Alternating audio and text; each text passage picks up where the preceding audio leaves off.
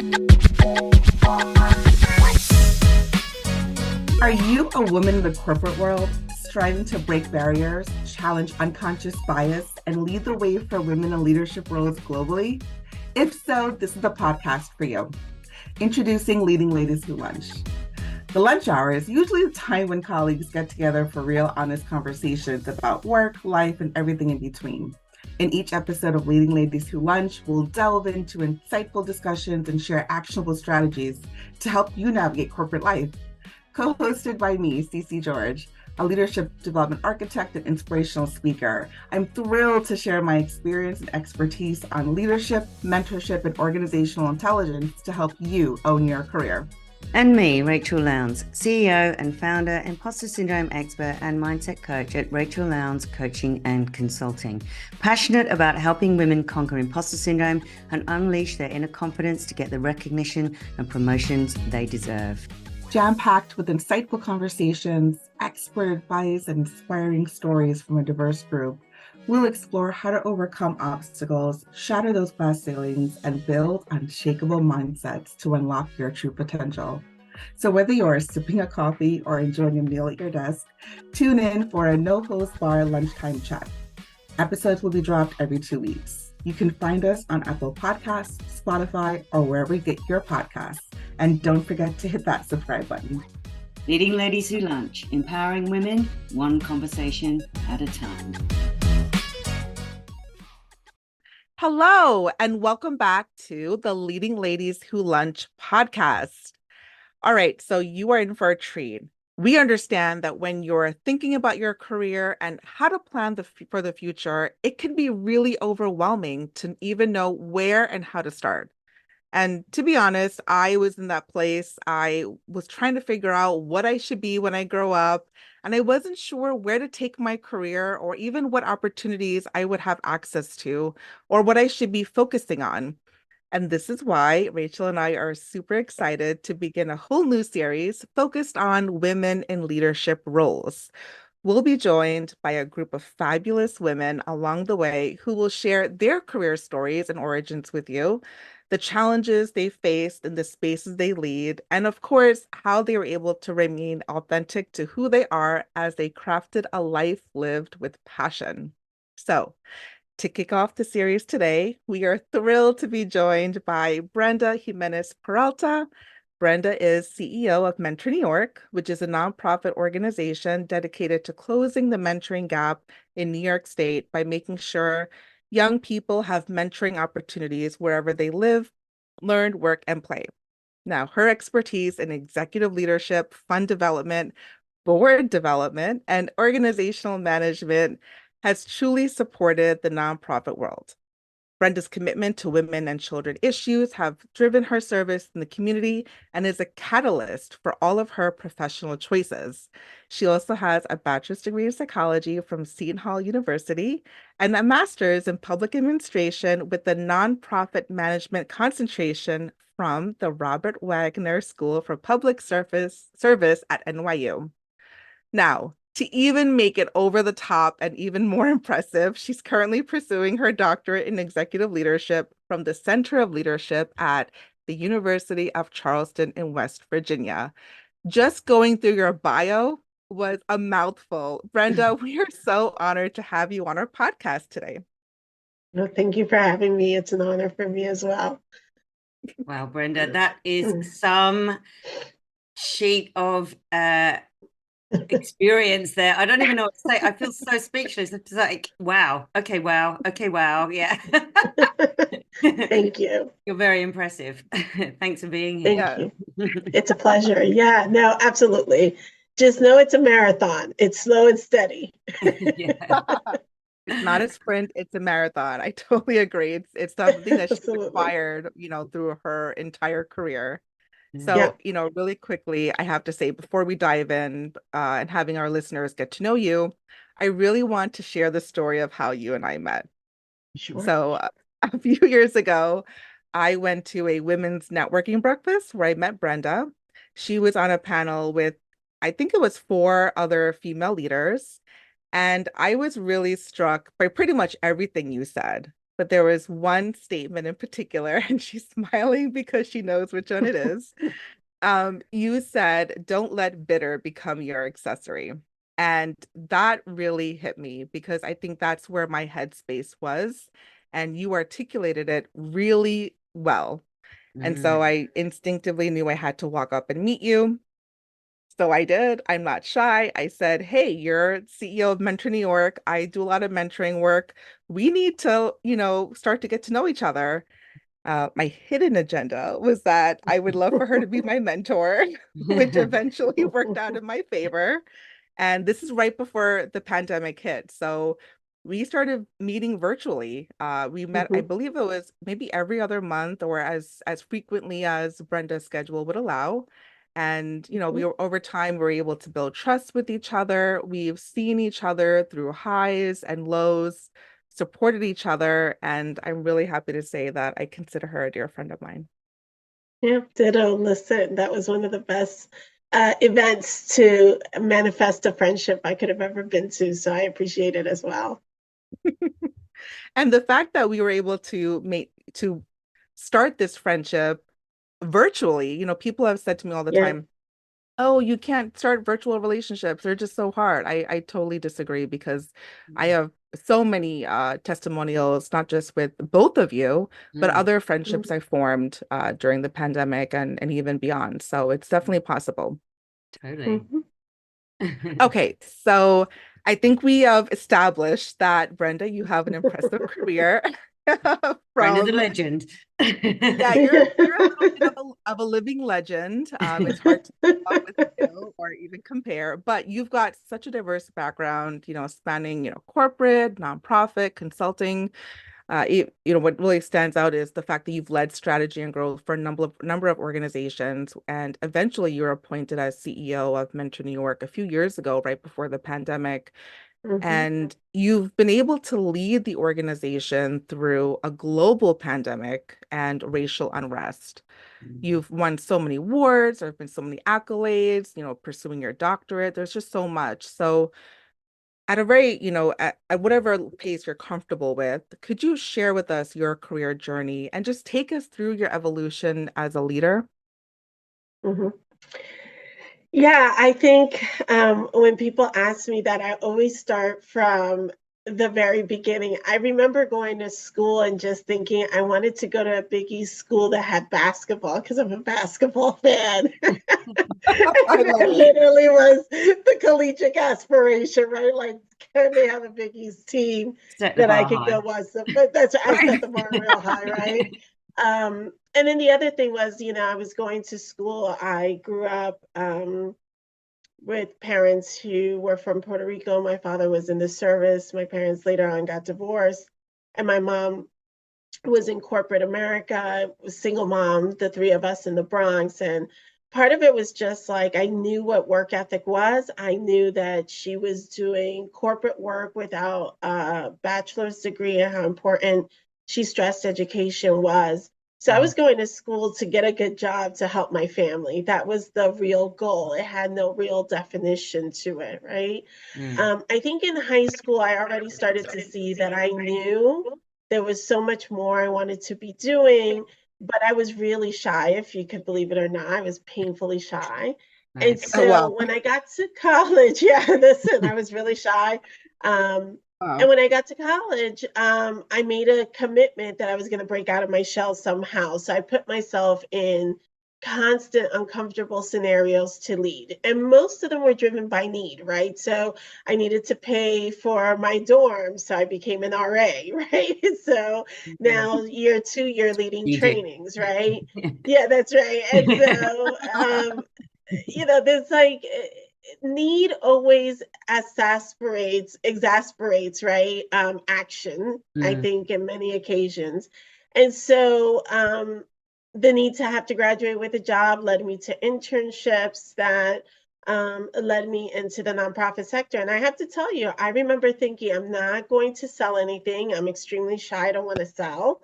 I'm not going to do anything where I'm constantly publicly speaking. I was good at organizing things. And so I was going to be in the backdrop. And my first job out of college, I'm raising money for a nonprofit, right? Oh, wow. All the things, right? Sales, very public, very, Right. right? And so right away, I was already pushing myself to do more than what I imagined myself to do. And that's become really a foray for a lot of the decisions that I make in my career, even in the face of fear, because it hasn't been, done without some level of fear and angst about, are you sure you're going to do this? Mm. Um, but what I will tell you is that every time I had a job, I never just had a job, right? I knew I was doing something that contributed to something bigger. And I was always interested in how things used to work around what it is that I needed to accomplish. And that made me look at things in really broader and more strategic ways. That even though I was doing, you know, number one of letter C. It was part of this bigger alphabet to how the organization functioned. And it was one of the things I learned from my mom, right? As an accountant, she's doing a very small piece of the work for a large financial institution. And so a lot of my lessons on organizational management, dealing with difficult staff, and were the stories that she brought home, right? I was essentially her organizational management consultant and thought partner.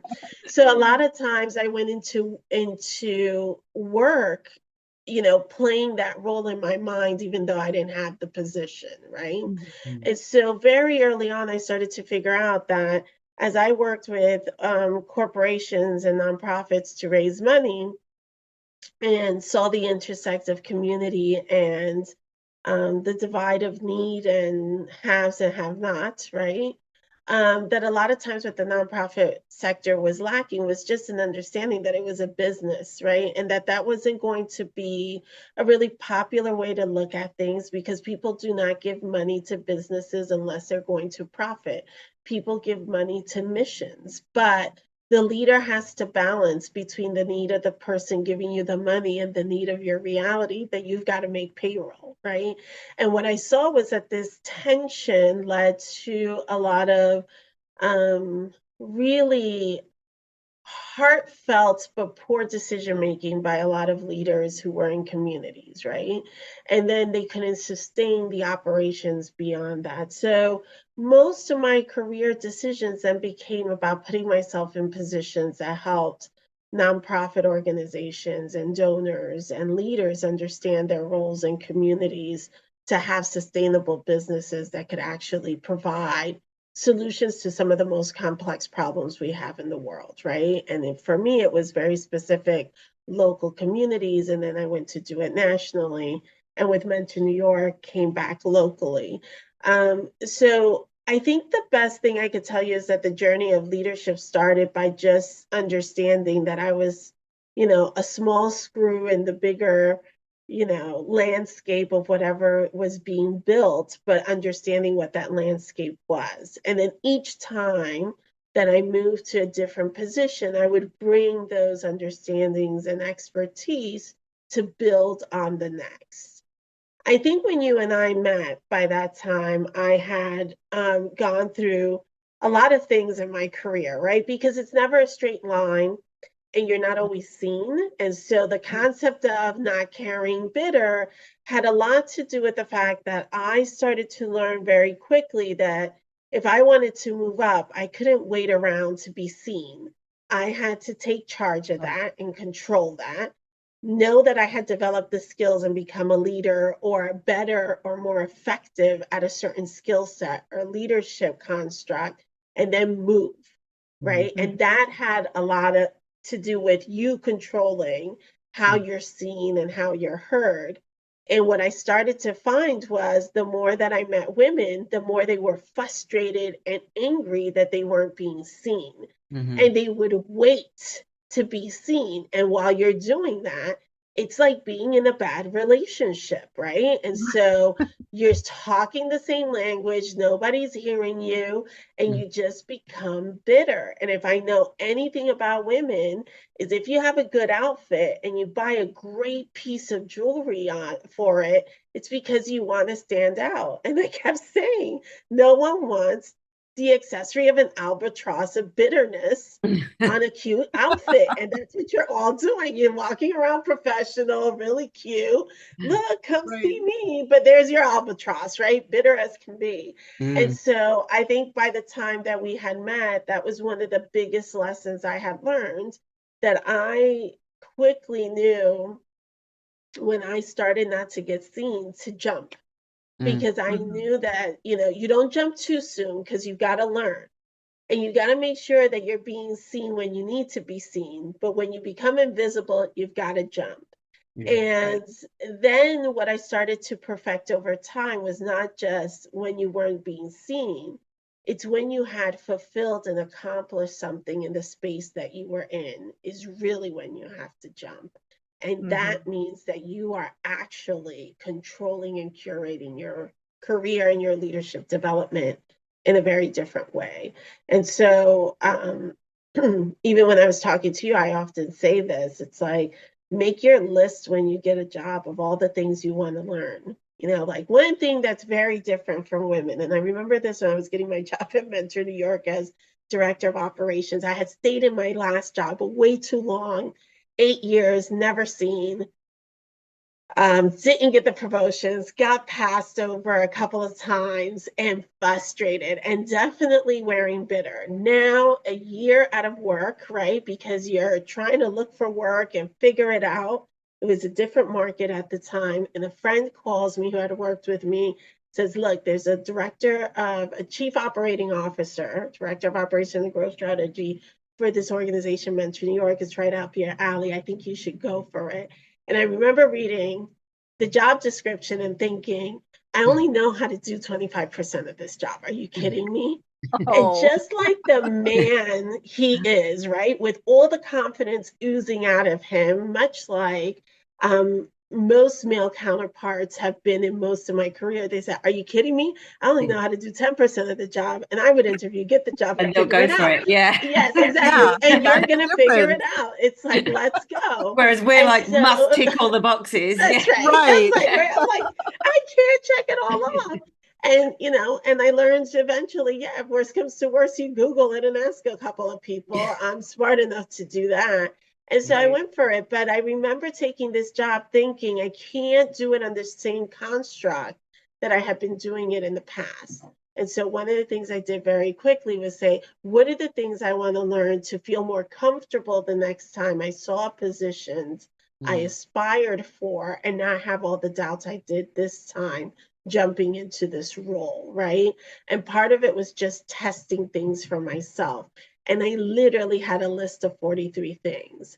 And in no time, it doesn't happen fast, but in 5 years, those 43 things got accomplished. And it was easy to say, this is my exit strategy, right? The jeans didn't fit anymore. I had to go shopping again, right? And so, well, you identified what you needed to do, so it's going to happen quicker, right? It's like any goal that you put down. Yeah, and it was very liberating, and for the first time I felt this sense of confidence about what I didn't know what I was going to do next, but I had a sense of confidence that I was coming out and emerging as a different leader who had tested things, who had gone through things. So I would tell you that, the span of a career in leadership development has to do with really you being honest with yourself, right? Someone gave me advice once and they said, never write a check that your body can't cash because you will bounce, right? And that has nothing to do with just not setting up yourself for failure, but not being authentic enough to know well enough what you're capable of, right? There is such a thing as not having the skills. So often people like say, maybe you can't do it, Yeah, exactly. It's like fake it till you make it, and it's like, but also don't jump over the ravine if you don't know how to swim, right? It's like, don't do it. So I would say that's the other thing, just and then know your worth, right? And that's what that checklist is about, is to always be in touch and in tune with your worth so that you don't have anyone controlling your career for you. Yeah. I think one of the key things you really said there was, and this is something I say a lot as well, is that your results don't speak for themselves, Like they don't have a voice, and to be seen, you have to speak for your results. You have to give them a voice. And, like being bitter, wearing that albatross of bitter because you're not speaking up, well, that's kind of your fault, right? You have to release the albatross by communicating your value and what you're capable and what you've done. So Right. that's a really key thing, I think, for a lot of women, because we do sit back and go and get frustrated and about being overlooked or not valued or not recognized. And it's really our fault because we're not actually saying, we're not voicing it. We're not saying what we're doing. Right. Yeah, I and think a if you're lot of voicing it women, and if you're not being heard, then Mm, you've got to right. go. Like it's also the agency of control, right? That yeah. we relinquish sometimes. Sorry, Cece, I didn't mean Right. to interrupt. Mm-mm. No, I was just gonna add that I think, for some women it's hard to do that because the mindset is, we've grown up in such a patriarchal system. Yeah. Everything has been male led first, women have followed, right? So this idea of women coming into, the forefront and being in those typical male dominated chairs is really overwhelming and it's a little scary. And I think for some people, it's almost like you need that permission that Mm. someone has to say, you can do this. We want to empower you to do this. Feel free to go after that. And I think some people are really bound by the waiting for someone else to tell them, yes, we're going to validate you. We're going to give you that promotion, or we're going to put you in X amount of roles or whatever have you. It's almost like until your mindset changes and you take ownership of, hey, I've done, You can give making a permission list of to all your yourself. top accomplishments. Yeah, making a list of all your top accomplishments and owning it. Mhm. And that will bring you, I know after I heard Brenda say, don't let bitter become your accessory, I started to think about I did a success or skills inventory and really sat down and put thought to paper. What are some of the key things I've done that I'm super proud of, that I've gotten so much praise and accolade for? And looking at that list, letting and adjusting my mindset really helped me to let go of, oh, I need someone to come and validate me. I need someone to come and say, hey, today is your day. We're going to say yes to you. And there is so much freedom, Brenda, like you're saying, there's so much freedom once you have decided that today I'm yes. I'm going for it and I'm doing it myself. No one has to give me permission. Yeah, and I think the other thing is that, and let's be honest about this, looking for another gig is brutal, Oh yeah. right? And so if you I have know. something and I'm risk adverse by nature, right? So if you have something secure and it's going okay, what are you so upset about, right? And you only Right. get more infuriated as the time goes on, and you contribute more and work hard and put your head down and do more and see less, right? Results and acknowledgement. So I think that's the other thing, is getting comfortable with the fact that you have to build your network. It's not just going to a dead pool of um, just job searches, but really talking to people and having a network that you could go to. And to your point, Cece, even when you're making those inventories, I often say, and I think, I advised it, talk to people who know you. What do they think you're good at? Because sometimes we miss the Mm. nuance of our skill set, Yeah. and when they're articulated by someone else, you're like, yeah, that doesn't even have a name to it, but I do that. Yeah. And then you're able to find things that Hmm. you might have not considered as an opportunity for yourself. So I Yeah. think that's Right. the other thing that women and women of color, especially, is that it's that social capital, that network, to say intentionally, I'm going to connect you to someone, you should talk to them, and have them develop those relationships over time so that they can tap into people when it's time for you to go. Yeah, totally. Absolutely. Yeah, I mean, I love the way you were talking about your childhood there and your mother, and like even just the language you were using about how you identified that you're strategic, that you've got like these different roles. I mean, that's not something I did as a child or even identified with as an adult. And so obviously your brain works in a specific way, which is incredible, and that's why you've had the career that you've had.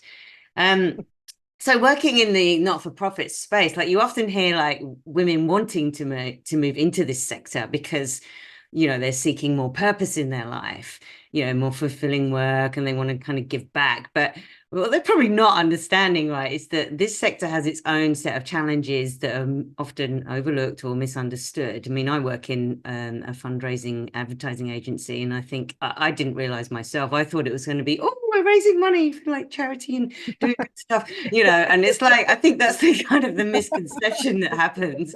So, as a woman, and particularly as a woman of color working in this area, can you tell us about some of the challenges that you've faced, like working in this sector, and how you've navigated past those? Yeah, I think I've had some success. I don't know if I've navigated them all. I think they exist. I think it would be foolish to not name, and I appreciate that you name it, that as a woman of color, you do face certain challenges that just white men, white women don't face in the sector in the same way. I recently read a book, The Power Code, and it was really clear. The two authors are white women, and right off the bat, they talk about, for women of color, this power code has its own nuances and realities as they face other isms in the workplace. So I think that that's a really important thing to name. And then one of the ways that we think about this sector is when you think about even the development of this sector in the country, what would happen is that 10% of your salary went to tide, right, into goodness in the community. And then people would do community work in the community. And over time, it got more organized as situations and organizations realized how complex some of the issues that exist in community are, that government and private entity couldn't just resolve those things on their own, right? There's this real, tangible human element to them, and understanding how situations occur and the complexities of those situations to be able to find real solutions, right? And so that the nonprofit sector becomes this elbow to the for-profit and the public sector in a way, and really looking at the complexities of situations, right? So if you go to school, for example, every day and start your day, you have teachers, you have counselors, you have a building, you have a construct run by government, right, that provides you a quality education. But if you're really going to educate a whole child, there's things they're walking in that building with, right, that also need to be addressed and resolved to be raised as an entire productive citizen in this society. And it would be unfair to think that it only happens in the classroom by one teacher with 30 to 45 students. And so here comes this sector that comes in to provide all these additional supports to be able to develop a young person's life. And that's just one, right, reality of the construct of our world that we look at in the way in which a nonprofit sector sort of circulates around the construct of education or government, or even the private sector. How do you get the private sector to, help high school students have internships? Somebody's got to be curating, some of that experience to a certain extent. And so all these things happen, and the sector's at the center of it. And it's really great mission-driven work, and it's supposed to make everybody feel good. But I think what the sector has done is underestimate the level of professionalism and expertise that needs to exist in order for this work to work, right? So as an organization with 9 staff, I have really highly educated, talented women really navigating the construct of the work that we do in order for it to be able to have the impact that the mission so says and desires to have in the society, but also to run an entity in which people want to be a part of and invest in, right? So you can't be a hot mess in a gala, right? You have to look like something. People like to be around winners, and you can't show up disheveled when you're making impact. And so I think that's one of the challenges first that the sector has had, sort of this understanding that it's a professional sector with very highly educated individuals. And sometimes in society we rate the quality of that professionalism. I've been in places where they say, well, it's great, you can get a doctorate in social work, but are you going to have economic mobility? And it's like, well, we need social workers in society, right? And so Right. how do we have that balance exist in a way that's equitable? So I think that's one of the first things that people need to understand, is that the sector is a professional sector. It's solving complex issues. And so the hope is that as you do good, it will warm your heart, but also understanding that there has to be a strategy, right? And so Yeah. understanding that, and understanding the level of muscle. I often tell people, Jose Andres is one of my favorite, right? Is one of my favorite sector leaders in many ways. He started out as a chef, right? And now he's doing this global kitchen, right, initiative during crisis situations.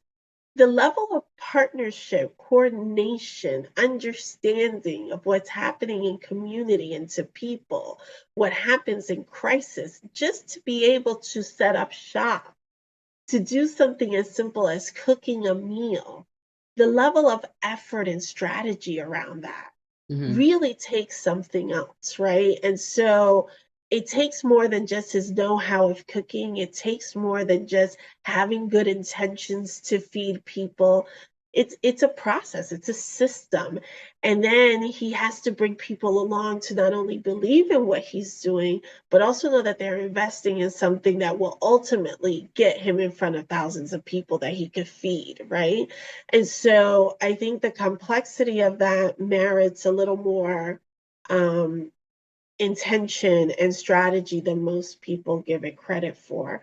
I think the other thing that comes with the sector is that, as I mentioned before, it depends on people being good and giving their money. And as a woman of color, in a lower middle class family, I could tell you the philanthropic arm might have been sometimes contributing kindly to causes, right, with the means we have, but never from a philanthropic investment that could be significant enough financially to actually make a change in the world. And how do you become part of that network when you are not stratified in that economic reality? And that's been a huge challenge. How do you have people trust you when Yeah. you don't Right. play in that circle and are not part of that cultural stratification? Believe me, talk about imposter syndrome. Be in a room with a lot of people who are comfortable having a lot of money in their life Yeah. for all their life, and you can see, I'm like, okay. Yeah. Love that. And so Great and balance how do you about you being there, evaluate? though, is that you can offer that different perspective from the people who do have the money, right? It's like, Correct. yeah, you've got the kind of dichotomy there of like, well, you have the money, but I come from the place where there isn't the money, where we need the money, so I can give you the perspective of why we need that money. You Right. know? Yeah. And then you have to make people feel good, because no one's going to freely give you their money for nothing, right? Why not? Here you go. Make it rain, make it Yeah. rain. That's right. What's in it Woo-hoo. for me, baby, right? And so then it becomes those tangible, right, outcomes and impacts. And how do you articulate that? And how do you make people touch things, right? For Yeah. as great as online shopping is, you know that there's nothing in the world like walking into a store and touching that Tangible. Right. dress or Yeah. smelling that perfume to see if you're going to make that impulse purchase. And I would say that when you're investing in good, you have to be able to touch, feel, and see the good that you're doing. And that's the other big strategic obligation you have when you're in this sector. So you're thinking about multiple things at the same time, and you're holding multiple complex realities. And then you're dealing with people, which makes it the most complex of all, right? Yeah. The feeling of the Right. donor, the feeling of the client or recipient of your service, and the feeling of your staff, right? Who are dealing sometimes with some of the most challenging and complex issues in our society, and deserve a Right. little TLC along the way as they're doing this work, right? So it's a little bit of all of it. Yeah, I think right? that's So, where the power of storytelling comes into this sector, isn't it? It's like right. you need to be able to tell the story. Obviously, I work in an advertising agency where we do that. We use the power of the story to reach the fundraiser to get them to part with their money. And that's across the board, I suppose, and all those levels that you're talking about strategically from top down. Hmm. You know, Absolutely. I could tell you, as sexy as it is to have an idea that could solve a problem, and I get all ginned up about it, the next three sentences are far from sexy, right? It's like, okay, so how are we going to fund it? How are we going to say this story? And then how are we going to make sure that it's a lasting impact? And mhm, so throughout the process, we're planning and collecting in real time, to your point, the narrative to that story. So many times I'm thinking about the end of the story long before I started doing the work. Mm, So that we're able to not only have the tangible impact, but then have the collateral to go back and say, okay, here's the proof to the pudding. We've got to go back at it because that's only, you know, in New York City, the Department of Education educates 1.1 million students a year. So if I want to do even a little bit of work in mentoring in New York City, 30 kids is right. not going to cut it to scale it, right?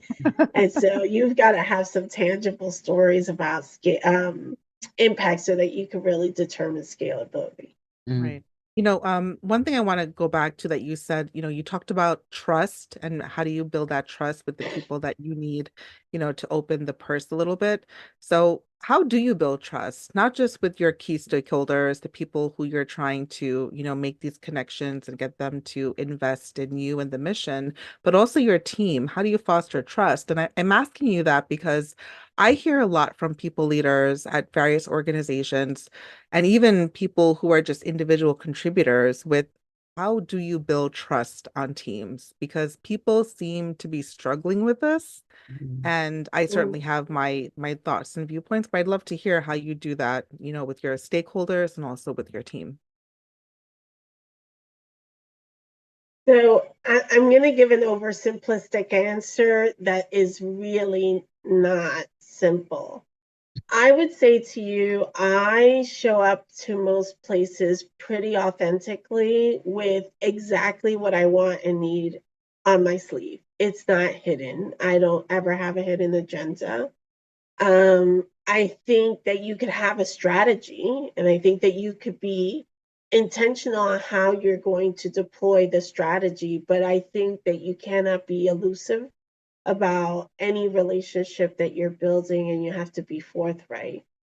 I think you also have to have a lot of patience, right? I think that trust comes with time, and many times, look, I have an urgency. I have a bottom line sometimes. I walk into situations and I'm like, look, I need $20,000 next week for this month. Like, and I don't have time to chit chat. Like, I need to get it done.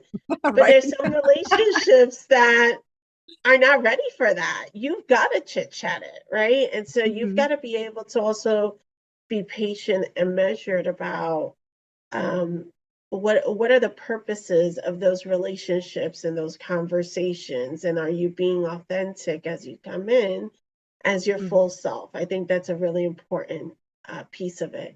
I think the other thing is, also understanding and having empathy for others is really important. I think at one Right. point, Forbes magazine said that the number one thing that leaders needed to have was empathy to be most effective. Right. Yeah. Look, I'm not going to disagree with you. I have staff who have young kids, and I have staff who are completely single in New York City, right? And I can't things that are equal are not the same. They're just equal, right? And so I have to be able to understand what work-life balance for each of those individuals look like on my team. And because one has kids and the other one doesn't, I can't be inequitable about how I approach the Yeah. work that we're about to do. But you have to have standards, right, that are clear and distinct, And I never say I have an open door policy. What I do is welcome dissent and conversation. Dissent makes me better because I'm not perfect. So I need for you to disagree with me. It makes the product better. But when you disagree, I can't react in a way that doesn't allow you to ever disagree again, right? You've got to value those things. So I think for leaders is understanding that your authenticity is being honest about what you can receive, what you cannot receive, and what you need in order to receive things to move things along. And a lot of times we ask people to manage up. And what I tell leaders is you need to manage down by being clear about what needs to happen in order for you to lead effectively.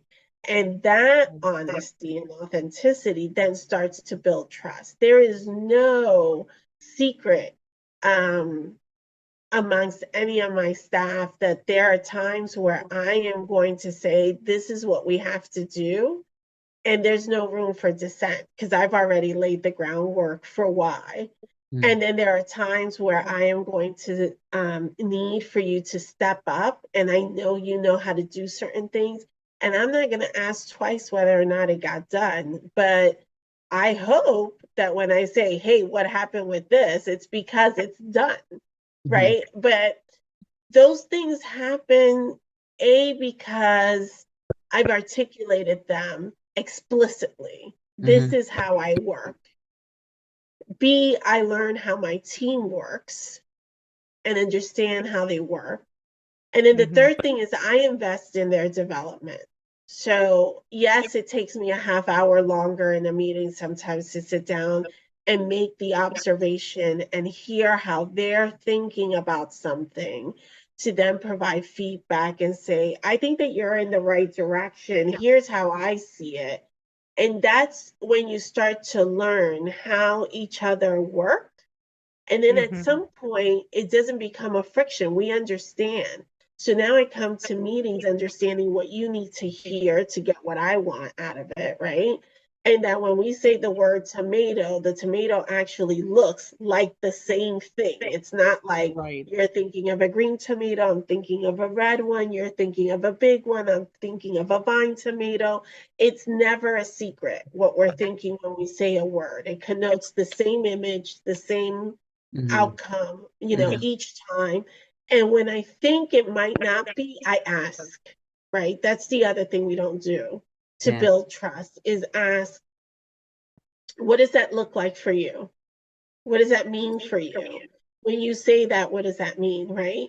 And I've often found myself telling staff when they're saying something, and I will say things like, I know it feels like I'm being dense, but I'm not trying to be. I really want to understand why do you see it that way? Like, explain it to me, right? Because sometimes, even as they start to peel back what they see, they start to realize, oh, maybe that's not what it is. And now we can have a meeting of the minds, right? And say, okay, this is why I'm challenged with why you're saying this. I'm not being, adversarial. Like, I really am struggling with this part of it. But now that they've heard themselves, they could see why I don't see it. Now we're going to get to the root of it, right? And I think that's how you build trust. It's about really clear communication, never assuming that people are seeing it the way that you see it. The few times I've made that mistake and I walk in and the product looks different, I got to own that. That's my fault. Right? If it doesn't look like what's in my head, it's because I didn't communicate correctly and I didn't cultivate enough of the creativity and the thinking for us to create something bigger than what was in my mind and more complex than what you provided as a product.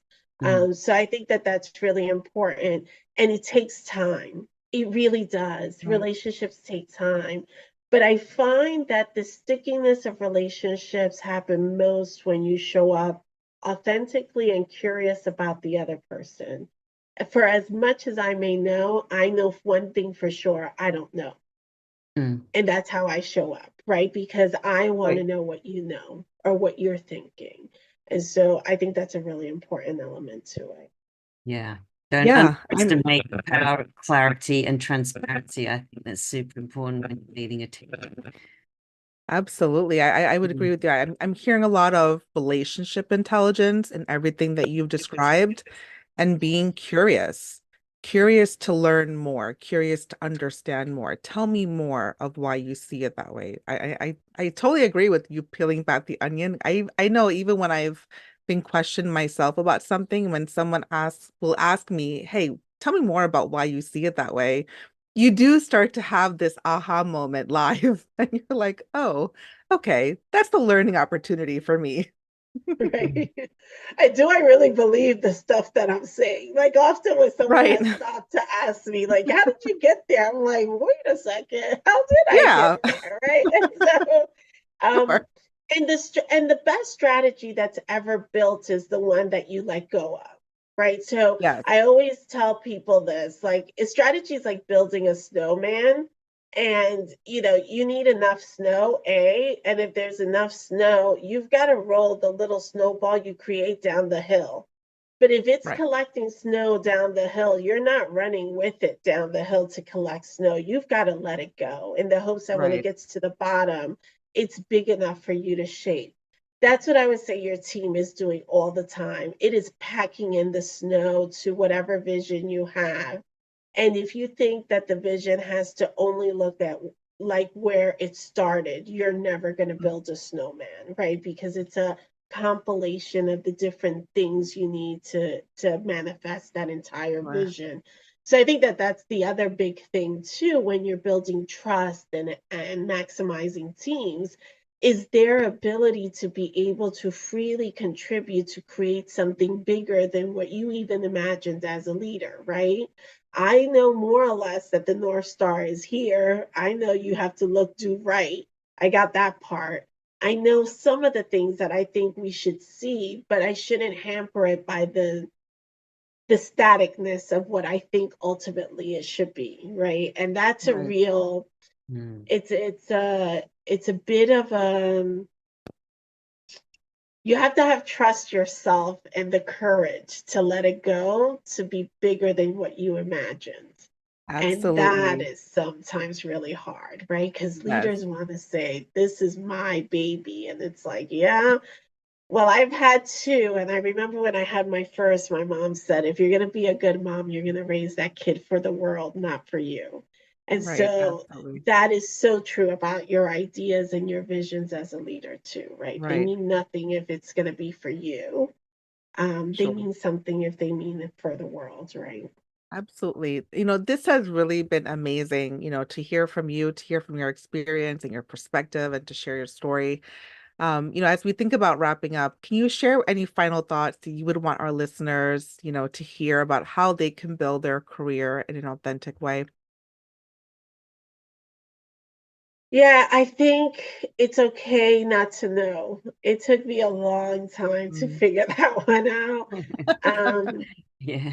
I really did. I have two mentors in my life, and they've both passed away. One as a young um, woman in the prime of her career. She was in her mid 50s, and recently, my longtime mentor, who's 91. And I will tell you that one of the things I learned from both of those women is that your dream job is the culmination of all the things that you develop throughout your career that manifests into this Mhm. one opportunity. And then you exercise it and you do it with joy because you have this level of confidence and security Right. in yourself and what you're going to contribute. But that comes with time. So I would just say to anyone pursuing, their career, if you're in the beginning of it, be patient, try a couple of things you're building to that moment. And if you're in the middle of your career, I would say have courage and pause because you might have to pivot somewhere you did not even imagine you were going to pivot to. And instead of being afraid of that and getting stuck, pivot. Mm. Right. Pivot because Mm. what's on the other side is going to lead you to the thing that you cannot imagine for yourself. And that's what I often hear over and over again around, when I have the honor of being around accomplished women with a career, is Right. that, they got somewhere because they allowed the experience and the nuance of different realities to give them all the things that they need to do the things that they were ultimately really, really good at. Right. Yeah. So that's what I would say. Just be patient with yourself, take the time, control your career. Don't let anyone control your career. Lean into the fear, embrace it, and have some courage. I don't think women ever do anything without a little bit of courage. I have yet to meet one that doesn't. Yeah. Because life does not deal us a easy hand No. historically, and it's not getting any easier. Um, but I do think, yeah, take the courage, pivot, control it, and don't worry. The destination is the dream job. It's just not going to look like you imagined it. Right. No. I think So, one of the most powerful things you said just in the last few minutes is what your mom said to you is like, bring that kid into the world for the world, not you. And the same with your right. Yeah, ideas. And when you said that, I was like, wow, mic drop right there. yeah. Yes. It's true. That woman has given me wisdom beyond belief. But yeah, no, it's like, I when I look at the individuals, I've even had the honor to call me a mentor, because it's never because I intentionally say, oh, I'm going to mentor this person, Mm, and what they're doing in the world. The gift is that I was able to spend the time and nurture that time, but know that they weren't going to stay with me, whether they were part of my team or part of a project or part of a moment. And I think we always try to, keep those things. It's like catching a beautiful butterfly and hoping you could keep it. But if you're really going to do well, you let things go, and they do amazing things in the world. So yeah. I hope that women continue to do that for one another. Absolutely. Yeah. Well, thank you, Brenda, for joining us on the Leading Ladies Who Lunch podcast today. Share your story, wisdom, and mic drop bombs with us, with our listeners. Love this. Yeah, and Brenda, Thank as you. always, I love spending time with you and connecting in this way. It gives me a lot of inspiration, and it certainly fuels my energy to keep pushing the boundaries. So again, thank you so much. Thank you so much for having me and for giving me this opportunity to share. Thanks for listening to this episode of the Leading Ladies Who Lunch podcast. As we wrap this up, what is one lesson you heard today that you can use in your life to move your career forward? And remember, if you like this episode, we would be so grateful if you can share it with your friends and tag us on social media at Leading Ladies Who Lunch. Your reviews of this podcast mean so much to us. We'd love it if you can rate it and subscribe to the show. You can find us and subscribe to the podcast on Apple Podcasts, Spotify, and other podcast platforms. So subscribe to stay up to date with the latest episodes and follow us on Instagram at Leading Ladies Who Lunch. Tune in 2 weeks where we talk about taking a pivot as a mid-careerist. Oh, yeah. Until then, stay sassy. Thank you for joining us on the empowering journey at the Leading Ladies Who Lunch podcast. We hope you've enjoyed our insightful discussions, actionable strategies, and inspiring stories that we break down during each episode. If you haven't already, make sure you subscribe to Leading Ladies Who Lunch on Apple Podcasts, Spotify, or your favorite podcast platform so you never miss an episode. And remember, the conversations you've heard on this podcast are just the beginning of your journey. Let your voice be heard, inspire change, and continue breaking barriers as you lead with authenticity, resilience, and unwavering determination. Until next time, keep embracing your leadership potential, challenging the norms, and shaping a better world for women in the workplace. Leading Ladies Who Lunch, empowering women, changing lives.